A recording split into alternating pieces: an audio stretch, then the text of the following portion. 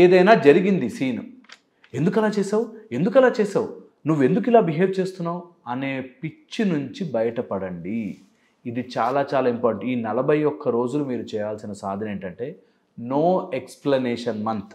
మీరు ఎలా ఉన్నారు, ఎందుకున్నారు, ఎందుకు అలా చేస్తున్నారు అనేది మీరు ఎవరిని అడగద్దు, ఎవరికి మీరు చెప్పద్దు.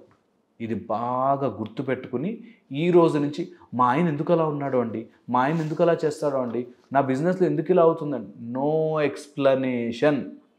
ఎందుకు జరుగుతుందో నీకు తెలిసేసుకోవాల్సిన హడావిడి లేదు. మా వాడిలా డల్లు కూర్చున్నాడండి, ఎందుకు అలా కూర్చున్నాడో, నీకెందుకు, ఏమైనా ఉంటే చెప్తాడు అనే ధైర్యం తెచ్చుకోవాలి.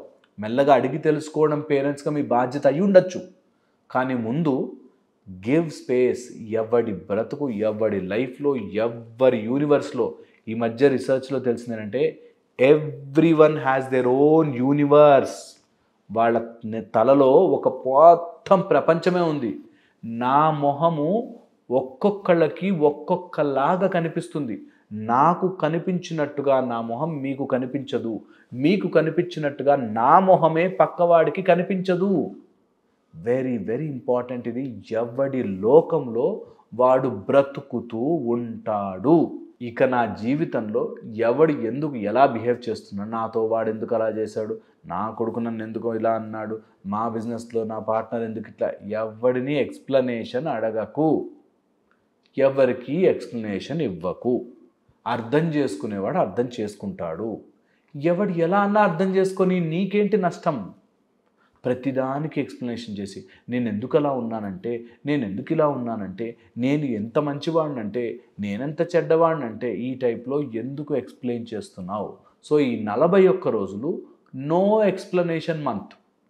No explanation, keep quiet. ఏ ఎక్స్ప్లెనేషన్ అవసరం లేదు.